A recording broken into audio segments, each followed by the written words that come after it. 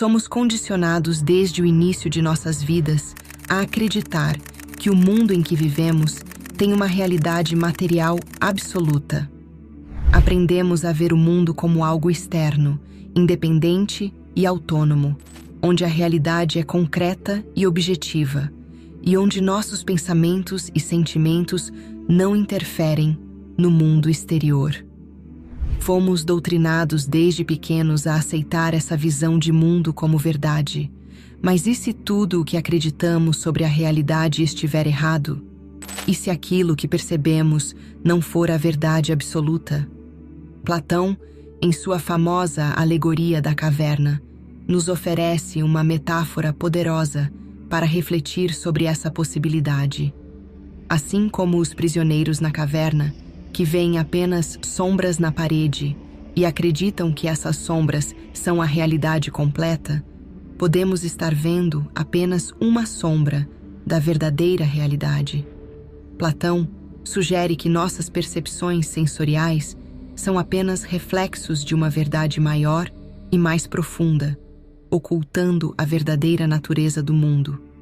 As descobertas da ciência moderna têm investigado essa perspectiva, revelando uma realidade completamente diferente do que muitos presumiam. Toda a informação que temos sobre o mundo externo é transmitida pelos nossos 5 sentidos. O mundo que conhecemos é composto pelo que nossos olhos veem, nossos ouvidos ouvem, nossos narizes cheiram, nossas línguas provam e nossas mãos sentem. Desde o nascimento, o homem depende desses 5 sentidos para conhecer o mundo externo. Portanto, ele percebe o mundo apenas da maneira que esses sentidos o apresentam. No entanto, pesquisas científicas sobre nossos sentidos revelaram fatos surpreendentes. O que chamamos de mundo externo pode ser muito diferente do que imaginamos. Esses fatos trouxeram à tona um segredo importante sobre a natureza da matéria e a realidade que percebemos, sugerindo que nossas percepções são apenas uma versão limitada e filtrada de uma verdade mais complexa e profunda. O pensador contemporâneo Michael Talbot explica que alguns cientistas dizem que o homem é uma imagem, que tudo o que experimentamos é temporário e ilusório, e que este universo é uma sombra. Essas descobertas modernas parecem comprovar o que Platão já dizia há milênios. O mundo sensível, que percebemos através dos nossos 5 sentidos, é apenas uma representação imperfeita e mutável de uma realidade mais profunda e verdadeira. Para entender melhor esse segredo por trás da matéria, vamos relembrar nossas informações sobre o sentido da visão, que nos fornece a informação mais extensa sobre o mundo externo. O ato de ver é realizado progressivamente. No momento de ver, feixes de luz chamados fótons viajam do objeto até o olho e passam pelas lentes onde são refratados e focados na retina, na parte de trás do olho.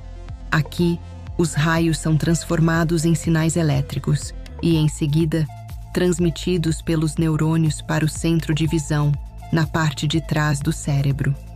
O ato de ver realmente acontece neste centro no cérebro.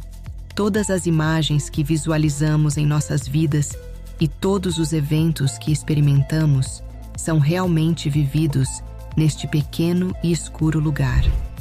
Tanto o vídeo que você está assistindo agora, quanto a paisagem infinita que você vê quando olha para o horizonte, cabem, na verdade, neste espaço de alguns centímetros cúbicos. Agora, vamos reconsiderar essa informação mais cuidadosamente. Quando dizemos que vemos, na verdade, vemos o efeito dos raios que atingem nossos olhos e formam em nosso cérebro ao serem convertidos em sinais elétricos. Quando dizemos que vemos, na verdade, observamos os sinais elétricos em nosso cérebro. Aquilo que chamamos de matéria, a ciência já comprovou que, em seu nível mais profundo, é composto de átomos, que são essencialmente energia e frequência. Existem diferentes gamas dessas frequências de realidade e percebemos apenas uma pequena fração delas. Por exemplo, um animal observando um mesmo objeto externo não o verá da mesma forma que você. Alguns animais não conseguem enxergar a mesma quantidade de cores. Alguns veem em preto e branco, enquanto outros veem de maneira mais colorida. Quem, então, observa a realidade de forma autêntica? Na verdade, cada ser tem contato apenas com uma cópia da realidade, processando sinais elétricos que são interpretados pelo cérebro, que os transforma em formas e cores. Portanto, a percepção da realidade é subjetiva e varia de um ser para outro. Como mencionado anteriormente, Platão, em seu mito da caverna, nos apresenta uma alegoria impactante que explora a natureza da percepção e da realidade. Ele nos pede para imaginar um grupo de pessoas acorrentadas dentro de uma caverna desde o nascimento, de tal forma que elas só podem ver a parede da caverna à sua frente. Atrás dessas pessoas há um fogo, e entre o fogo e os prisioneiros há um caminho elevado, onde objetos são carregados por outras pessoas. Esses objetos projetam sombras na parede da caverna que os prisioneiros observam. Como eles nunca viram nada além dessas sombras, acreditam que as sombras são a única realidade.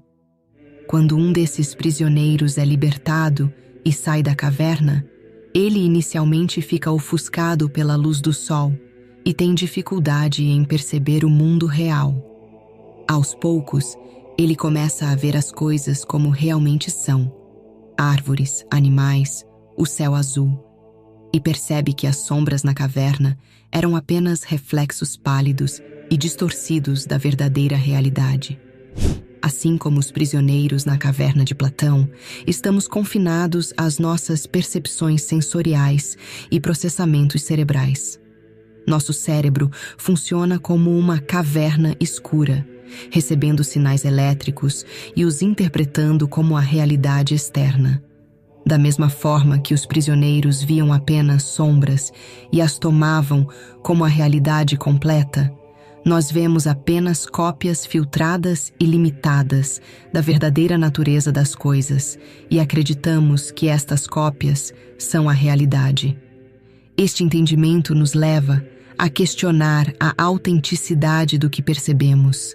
Se, assim como Platão sugeriu, estamos vendo apenas sombras da verdadeira realidade, então, a luz do sol representa uma verdade mais profunda que está além de nossa percepção sensorial direta. Esses fatos físicos nos levam a uma conclusão indiscutível. Tudo o que vemos, tocamos, ouvimos e percebemos como matéria, o mundo ou o universo, são apenas sinais elétricos em nosso cérebro. Por exemplo, vemos um pássaro no mundo externo. Na realidade, este pássaro não está no mundo externo, mas em nosso cérebro. As partículas de luz refletidas do pássaro alcançam nosso olho e lá são convertidas em sinais elétricos. Esses sinais são transmitidos pelos neurônios para o centro de visão no cérebro. O pássaro que vemos é, na verdade, os sinais elétricos em nosso cérebro. Se os nervos ópticos que viajam até o cérebro fossem desconectados, a imagem do pássaro desapareceria subitamente. Da mesma maneira, os sons do pássaro que ouvimos também estão em nosso cérebro. Se um nervo que viaja do ouvido até o cérebro fosse desconectado, não haveria mais som. Mas, simplesmente, o pássaro, cuja forma vemos e cujo som ouvimos, nada mais é do que a interpretação do cérebro dos sinais elétricos. Outro ponto a ser considerado aqui é o sentido de distância. Por exemplo, a distância entre você e esta tela é nada mais do que uma sensação de espaço formada em seu cérebro. Da mesma forma, objetos que parecem estar muito distantes na visão de uma pessoa são, na verdade, imagens agrupadas em um ponto no cérebro. Por exemplo, alguém que observa as estrelas no céu Assume que elas estão a milhões de anos-luz de distância dele. No entanto, as estrelas estão dentro dele mesmo e no centro de visão de seu cérebro. Enquanto você assiste a este filme, na verdade, você não está dentro do quarto em que acha que está. Pelo contrário, o quarto está dentro de você. Ver seu corpo faz você pensar que está dentro dele. No entanto, você deve lembrar que seu corpo também é uma imagem formada dentro de seu cérebro. Até agora, temos falado repetidamente sobre um mundo externo e um mundo de percepções formadas em nosso cérebro, sendo este último o que vemos. No entanto, como nunca podemos realmente alcançar o mundo externo, como podemos ter certeza de que tal mundo realmente existe? Definitivamente não podemos. A única realidade com que lidamos é o mundo das percepções que vivemos dentro de nossas mentes. Imaginar que a matéria tem uma existência fora da mente é, de fato, uma ilusão. As percepções que observamos podem muito bem vir de uma fonte artificial. É possível entender isto através de um exemplo. Primeiro, suponha que pudéssemos tirar nosso cérebro do corpo e mantê-lo vivo em um frasco de vidro. Vamos colocar um computador no qual todos os tipos de informações podem ser registradas. Finalmente, vamos transmitir os sinais elétricos de todos os dados relacionados a um cenário, como imagem, som e cheiro, para este computador. Vamos conectar este computador aos centros sensoriais em nosso cérebro com eletrodos e enviar os dados pré-gravados para o nosso cérebro. À medida que nosso cérebro percebe esses sinais, ele verá e viverá o cenário correlacionado a partir desse computador. Podemos enviar ao nosso cérebro também sinais referentes à nossa própria imagem. Por exemplo, podemos enviar ao nosso cérebro os correlatos elétricos de sentidos como visão, audição e tato, que percebemos enquanto estamos sentados a uma mesa. Nesse estado, nosso cérebro pensaria ser um homem de negócios sentado em seu escritório. Este mundo imaginário continuaria enquanto as estimulações continuassem a vir do computador. Nunca perceberíamos que consistimos apenas de um cérebro. É, de fato, muito fácil sermos enganados ao acreditar que percepções sem quaisquer correlatos materiais são reais. Isso é exatamente o que acontece em nossos sonhos. Para você, a realidade é tudo o que pode ser tocado com a mão e visto com o olho. Em seus sonhos, você também pode tocar com a mão e ver com o olho, mas, na realidade, você não tem nem mão nem olho.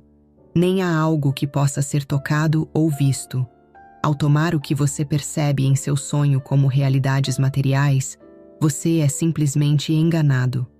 Por exemplo, uma pessoa profundamente adormecida em sua cama pode se ver em um mundo completamente diferente em seu sonho.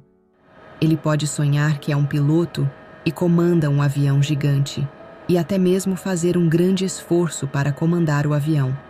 Na verdade, essa pessoa não deu um único passo fora de sua cama. Em seus sonhos, ele pode visitar diferentes lugares e encontrar amigos, conversar com eles, comer e beber juntos. É somente quando a pessoa acorda de seu sonho que percebe que tudo eram apenas percepções. Se somos capazes de viver facilmente em um mundo irreal durante nossos sonhos, o mesmo pode ser verdade para o mundo em que vivemos quando estamos acordados. Não há razão lógica para não pensar que entramos em um sonho mais longo que chamamos de vida real quando acordamos de um sonho. A razão pela qual consideramos nosso sonho como fantasia e o mundo como real é nada mais do que um produto de nossos hábitos e preconceitos. Isso sugere que podemos muito bem ser despertados da vida na Terra, que pensamos estar vivendo agora, assim como somos despertados de um sonho. Essa visão encontra um paralelo profundo na filosofia do Advaita Vedanta. uma escola de pensamento dentro do hinduísmo que também interpreta a realidade como um sonho ou ilusão, conhecida como Maya. Segundo o Advaita Vedanta, a realidade que percebemos é uma manifestação ilusória, semelhante a um sonho, e a verdadeira natureza do ser é a unidade com o Brahman, Deus ou a consciência universal. No Advaita Vedanta, Maya é a força que cria a ilusão do mundo material e da separação. Maya é o poder que faz com que o infinito e eterno Brahman pareça finito e temporário.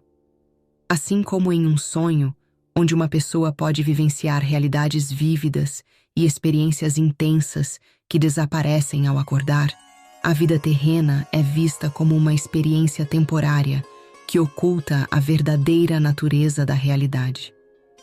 Adi Shankaracharya, um dos maiores expoentes do Advaita Vedanta, explica que a ignorância, a vidya, é o que nos impede de perceber nossa verdadeira identidade como Brahman. Ele afirma: Brahman é a única realidade, o mundo é uma ilusão, e não há diferença entre Brahman e Atman, a alma individual.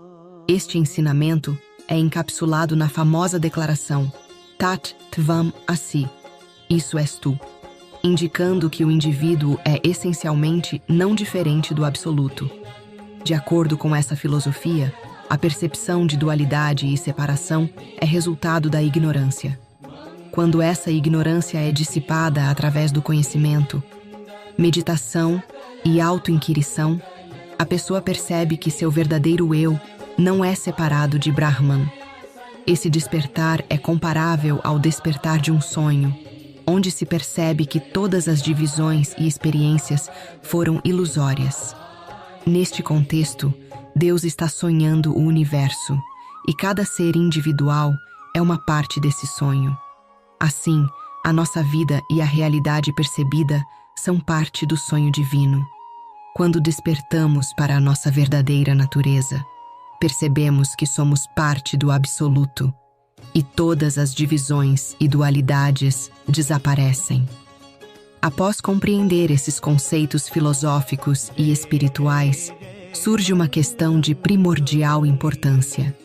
Se todos os eventos físicos que conhecemos são intrinsecamente percepções, e nosso cérebro, sendo matéria como nossos braços, pernas ou qualquer outro objeto, também deve ser uma percepção, assim como todos os outros objetos. Um exemplo pode iluminar o assunto ainda mais. Vamos imaginar que estendemos os nervos que alcançam nosso cérebro e o colocamos fora de nossa cabeça, onde podemos vê-lo com nossos olhos.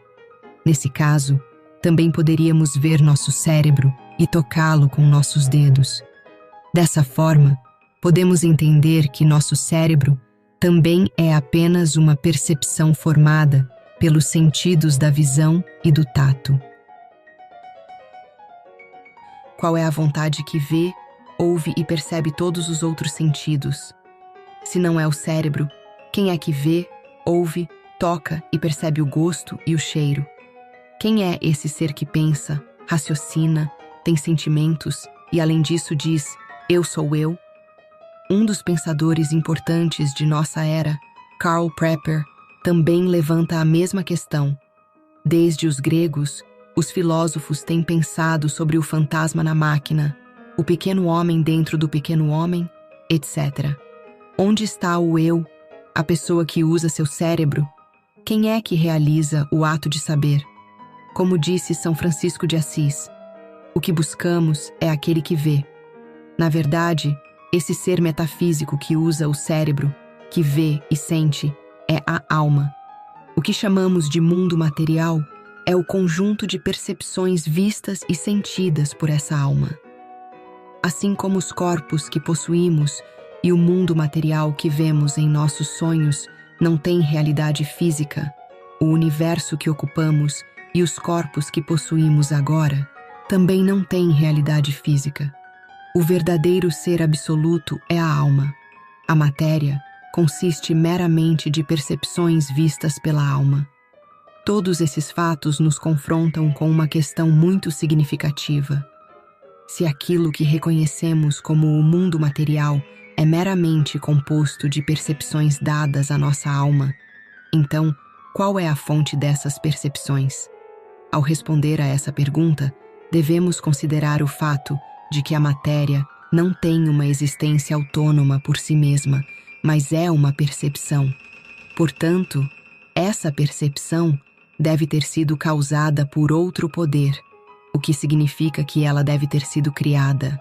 Além disso, essa criação deve ser contínua. Se não houvesse uma criação contínua e consistente, o que chamamos de matéria desapareceria e se perderia.